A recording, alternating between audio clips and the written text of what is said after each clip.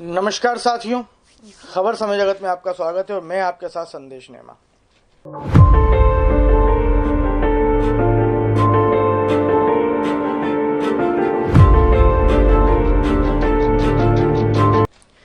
राहुल गांधी से ईडी की पूछताछ पिछले 3 दिनों से चल रही है। आज शायद गैप है, राहुल गांधी ने आज ब्रेक मांगा है और कल फिर पूछताछ होगी। ऐसा इसलिए हो रहा है कि राहुल गांधी के जवाबों से ईडी संतुष्ट नहीं है। देखने में ये 2 दिन लग रहे हैं, लेकिन इन 2 दिनों में जो 20 घंटे राहुल गांधी ने ईडी में बिताए हैं, उनमें पूछताछ सिर्फ 6 घंटे ही हुई है।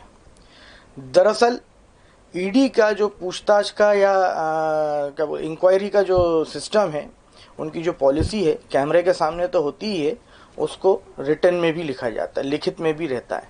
इसके बाद वो बताते हैं, देखिए आपने ये कहा है, हमने ये लिखा है। इसमें राहुल गांधी काफ़ी कमियां निकाल रहे हैं, नहीं इसको ऐसा नहीं ऐसा करिए, इसको ऐसा नहीं ऐसा करिए, तो इसलिए जाकर इसमें इतना समय लग रहा है। पहले दिन जब राहुल गांधी ने 9 घंटे का समय ईडी में बिताया था, तब सिर्फ 3 घंटे पूछताछ हुई थी।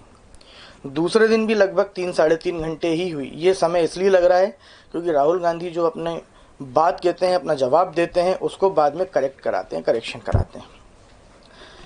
ये एक बात है। दूसरी बात यह है कि देश में कई राज्यों में, कई राज्यों की राजधानी में, कई शहरों में कांग्रेस आंदोलन कर रही है।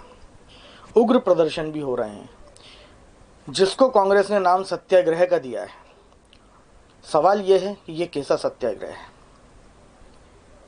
ईडी ऑफिस के बाहर टायर जलाए जा रहे हैं, जाम लगाए जा रहे हैं, और तो और कांग्रेस के नेता मंच से देश के प्रधानमंत्री को अपशब्द भी कह रहे हैं।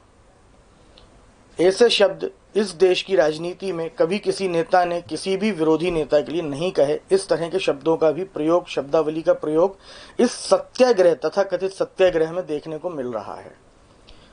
अब ये सत्याग्रह है या दुराग्रह है, ये तो गंभीरता से सोचने का विषय है, और ये कांग्रेस के नेताओं को ही सोचना चाहिए कि देश के सामने, जनता के सामने किस तरह का संदेश वो दे रहे हैं।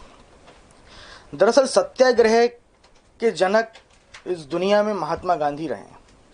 हमारे देश के एक ऐसे महापुरुष जिन्होंने सत्याग्रह करके आज़ादी की लड़ाई के लिए सत्याग्रह किया, और सत्याग्रह को उन्होंने अहिंसा का मार्ग बताया था। रणदीप सुरजेवाला कांग्रेस के प्रवक्ता की माने तो राहुल गांधी और कांग्रेस महात्मा गांधी के उत्तराधिकारी हैं, उनके वंशज हैं। ये कब हुआ, कैसे हुआ, समझ के बाहर है। चलिए थोड़ी देर के लिए मान लेते हैं आप महात्मा गांधी के वंशज हैं, उत्तराधिकारी हैं, और सत्याग्रह आप उन्हीं के पढ़ाए हुए पाठ को लेकर कर रहे हैं, लेकिन इस तरह का सत्याग्रह महात्मा गांधी ने नहीं बताया। दरअसल महात्मा गांधी ये बहुत पहले समझ गए थे, और उन्होंने अपने निधन के 3 दिन पहले, उनकी हत्या के 3 दिन पहले, यानी 27 जनवरी 1948 को ये कहा भी था कि कांग्रेस अपना वर्तमान स्वरूप पूर्ण कर चुकी है। अब कांग्रेस को भंग करके इसे लोक सेवा संघ के रूप में बदल देना चाहिए। लेकिन उनके इस कथन को, उनके इस बात को, उनके इस सलाह को नहीं माना गया। आज के परिप्रेक्ष्य में इसको देखें तो ऐसा लगता है कि यह बात 27 जनवरी 1948 को नहीं, बल्कि 2022 को देखकर महात्मा गांधी ने कही होगी। किस तरह का सत्याग्रह है ये? आखिर सत्याग्रह क्यों, आखिर इस तरह का आंदोलन क्यों?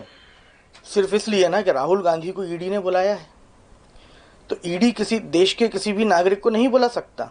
आखिर राहुल गांधी इस देश के नागरिक हैं, एक आम नागरिक हैं।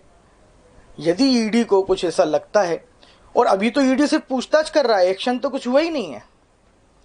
यदि कोई एक्शन होगा तब क्या होगा, यह सोचना पड़ेगा। और सुब्रमण्यम स्वामी की माने तो इस मामले में इन्हें जेल भी हो सकती है।